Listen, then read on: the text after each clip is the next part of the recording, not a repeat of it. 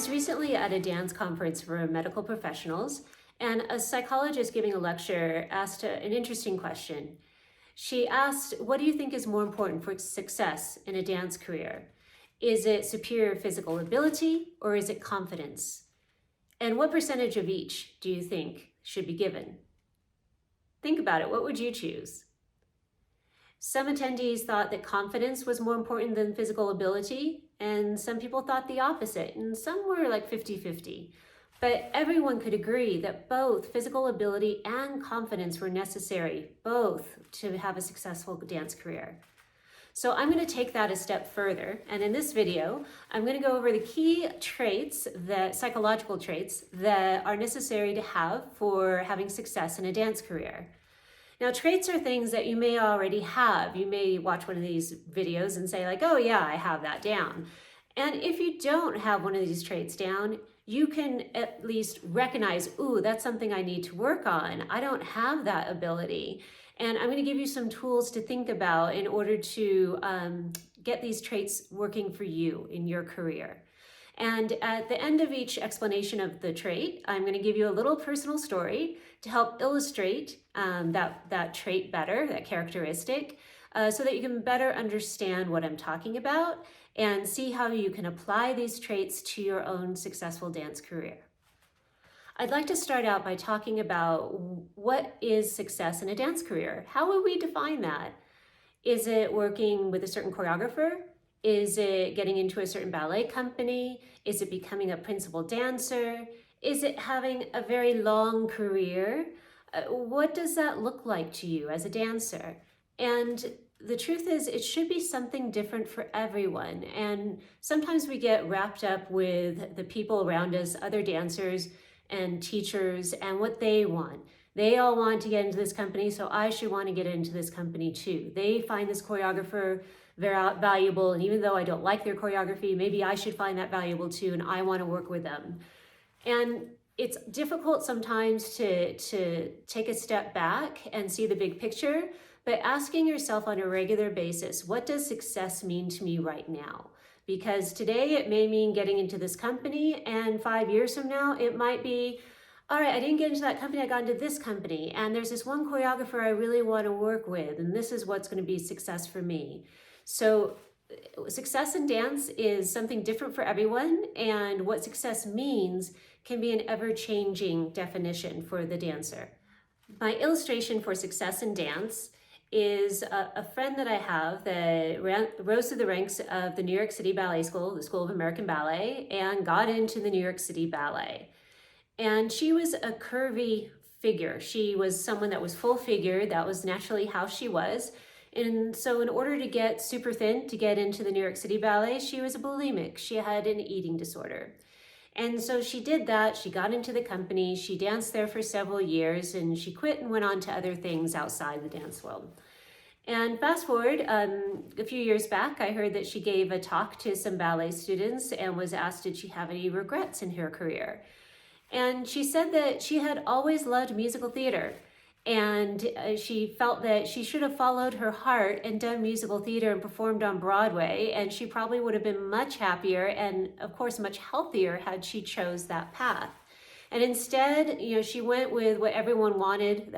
With the people around her all wanted to get into New York City Ballet, and that's what she wanted too, so she went with that. So you have to listen to your heart to really tease out what success is for you, and be honest with yourself and really listen. Let me speak about the psychological trait, determination and drive. If you want to be a dancer for a career, you need to put it priority one, and you have to want it more than anything else in the world. It has to be your number one interest, your number one passion, and it's a lifetime commitment for the lifetime of your career.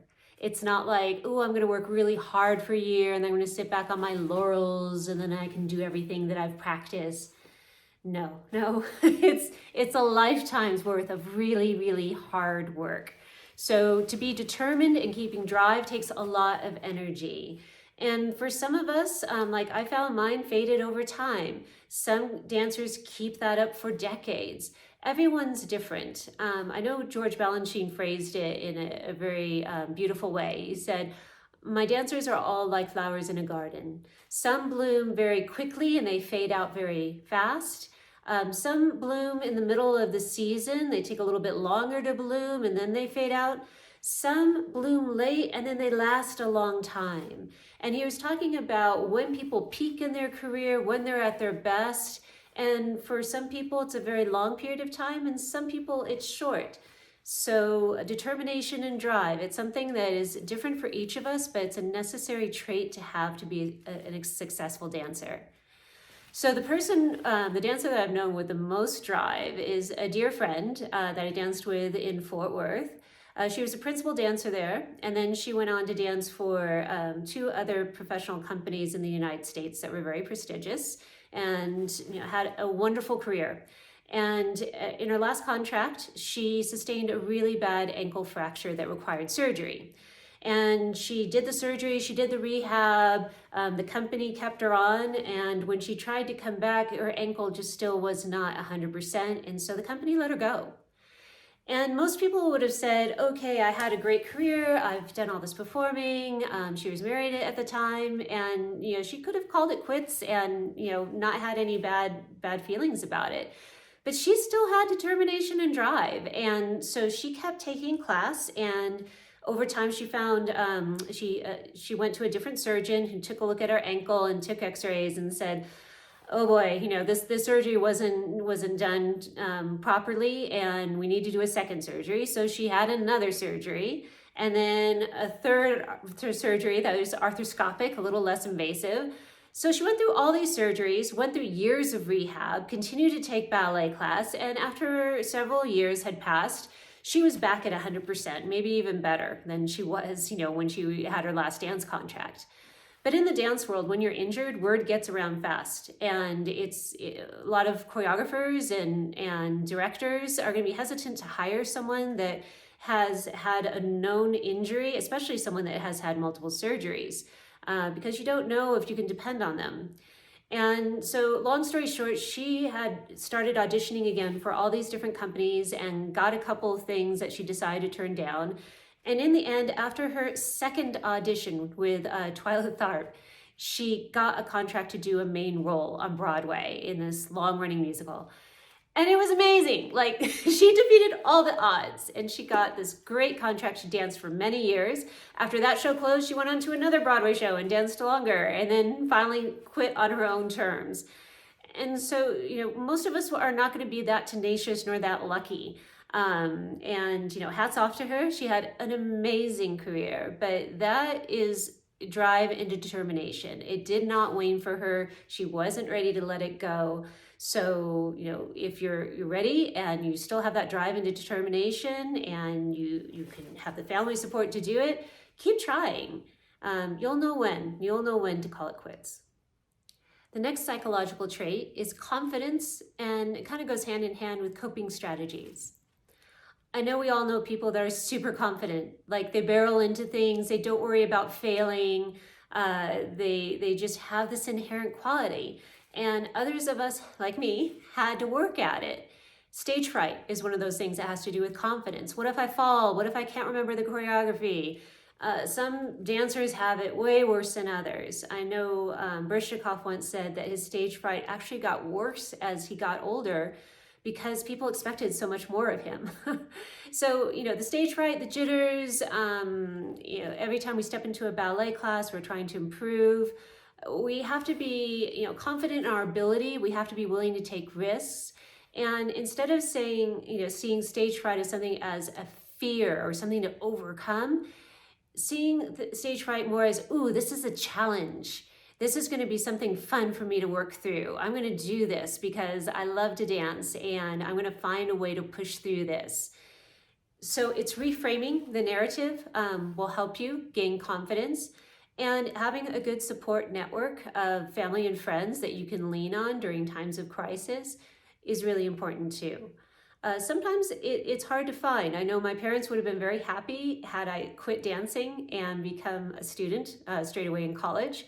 So, they were not the best people to turn to, but I did have an aunt that was very interested in my dance career, and looking back, I should have leaned on her a little bit more and reached out to her in times of need. to help set my mind straight and help me gain the confidence that I needed. So I would like to talk about someone that was extremely confident in my dance career. She was a soloist with the Pacific Northwest Ballet. And she was given this really difficult choreography where from the wings, she had to do a step up on point, a step up turn to a développé on, in the front, en avant. And from the wing, she had to do a big enough tombé, step out, so that the audience could see her and do this very difficult pirouette as the beginning of her solo before she even did anything else. And so it was a nasty way to start a solo. And she nailed it. She nailed it every time. She nailed it every rehearsal.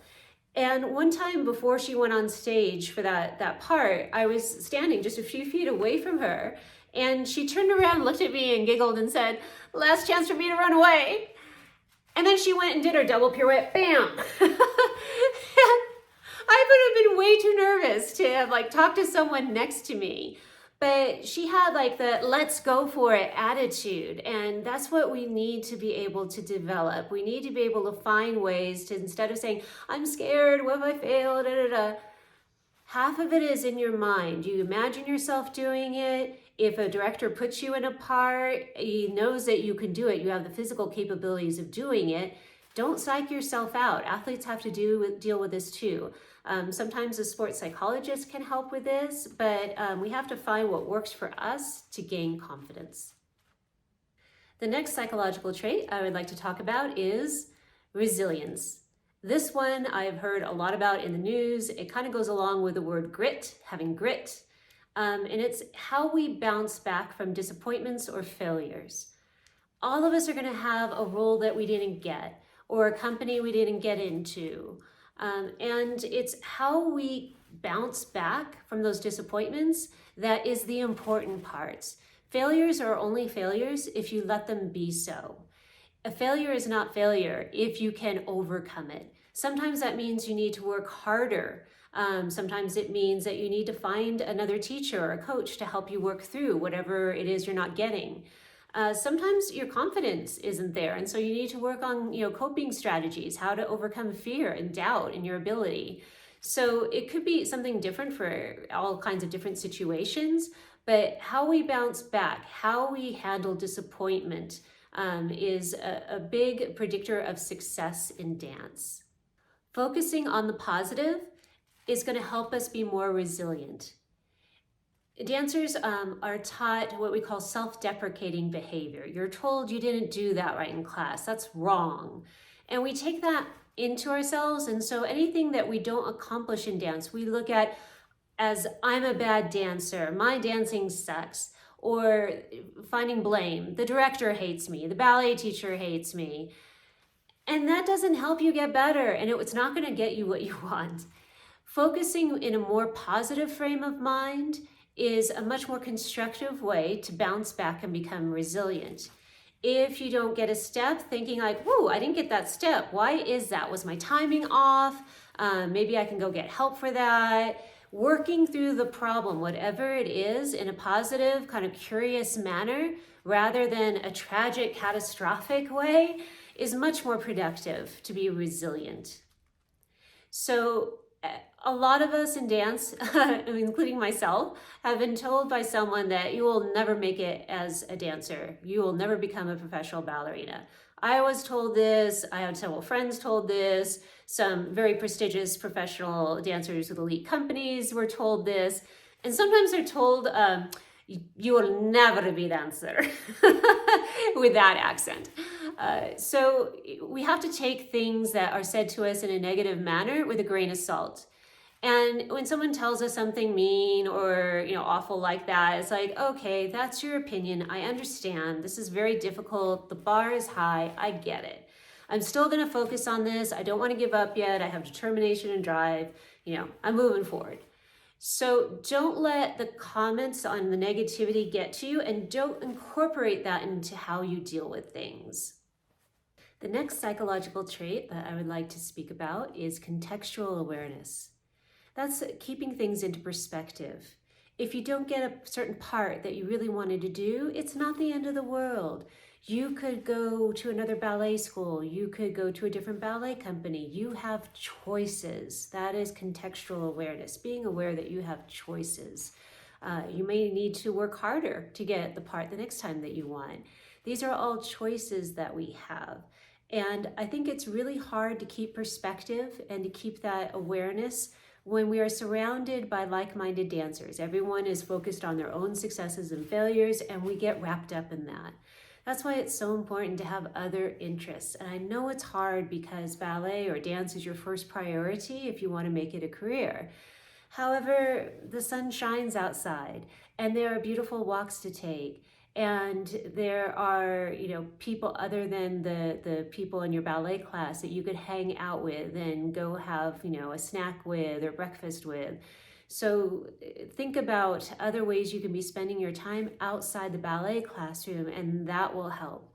The other thing that helps is having that support network of family, friends that you can turn to when you're down. Like, I didn't get that part, and I feel like I should quit. And if you have a family member or friend with any sense, they would say, like, what do you mean you should quit? You're great. Like, so what, you didn't get this part? There are lots of other parts. So it's having those type of people around you that help you through, and that will not always be the friends in your dance class or in your company. Dancing will end at some point, and when you end a dance career, that's just the beginning of something else. It's not the end of the world, and sometimes it goes into all kinds of different and interesting paths. And I think a lot of dancers internalize that disappointment they have because the career didn't go the way they want to. I hear about it all the time. Adults talking about how scarred they were from the experience of not getting into the company of their choice, and they carry it with them to this day. It's just sad and unnecessary. It's like, my goodness, I think, when we're young, we're very impressionable, and we take things too seriously because, we are so focused and determined and disciplined as dancers. And so it's important to let go, have some balance, let the wind go through your hair, do something else. So my story for contextual awareness is a sad one. It's about a girl I roomed with in San Francisco when I was at the ballet school there for the summer. And we roomed together only for a couple weeks, and she was a shoo-in to get the next company contract. She was a teacher's favorite, and when I left San Francisco to leave for Seattle, I figured she would get into the San Francisco Ballet, and that would be the end of the story. And then fast forward maybe 4 years later, I'm dancing with the 4th Ballet, and she showed up to audition, and I was really surprised to see her, and she looked so dejected. It turned out she never got into the San Francisco Ballet, and she never got into any other professional company, and she was still trying. And she was so defeated. She wore that defeat like an emotional anchor on her face, on her carriage. She didn't have a chance in auditioning for the 4th Ballet just because she was already defeated walking in. And it was so sad to see. And I was only 20 years old at the time, and we were not close friends. And so I never went up to her and said, hey, you look really down. Like, what happened? Can I help you out? And, I fear that she took that disappointment with her for the rest of her days. I really hope that she found something else that made her happy and her life full. But she missed that contextual awareness. I wish that she would have had someone in her family or a friend that was willing to take her by the hand and just say, you're a beautiful dancer. And it's really great you did this for a period of time, but this is just making you unhappy. And it's making me sad to see you so unhappy. So why don't we let this go and find something else you want to do, and something that you will flourish at, and something you'll enjoy. And you can always have dance. You can always go take class. So keeping things into perspective. Very, very important. And now the last psychological trait I'm going to speak about is discipline and time management.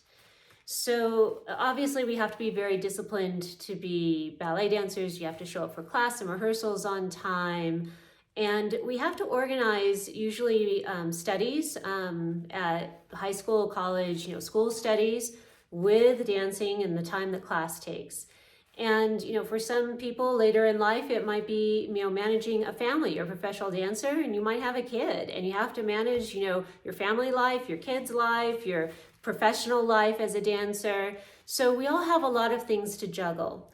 And what helps is if we get on a schedule and block out time for different things. Like in the morning, I get up at a certain hour, I have this much time for breakfast, and I need to fuel myself properly before I go off and dance. And so I'm doing this, and this time is for my family from this to this. And we get very well organized. Organization is the key to success with time management and discipline. So when I was a high school student, I used to do my arithmetic homework, my geometry during the lunch breaks. Because I didn't have time after a full day of school, and then I would take, usually 2.5 hours of ballet class, point adagio, and then maybe an hour or two of rehearsal on top of that.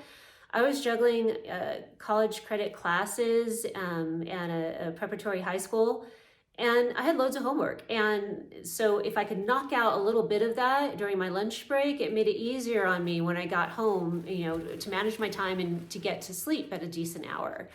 So that was the way that I had these blocks. What I cannot imagine is if I had one of these to deal with in my high school years. I mean, it's so distracting. I see students all the time and dancers all the time on their phone and this and that, hours and hours and hours. I mean, seriously, think about how much time you're spending on that could have been done getting your homework done, that could have been done, getting some extra sleep and rest to fuel your body's needs, for the next day. I would strongly advise maybe cutting down on the time on your phone and suss out all right, these are the social media things I really want to keep up with. This is important to me. So that's cool.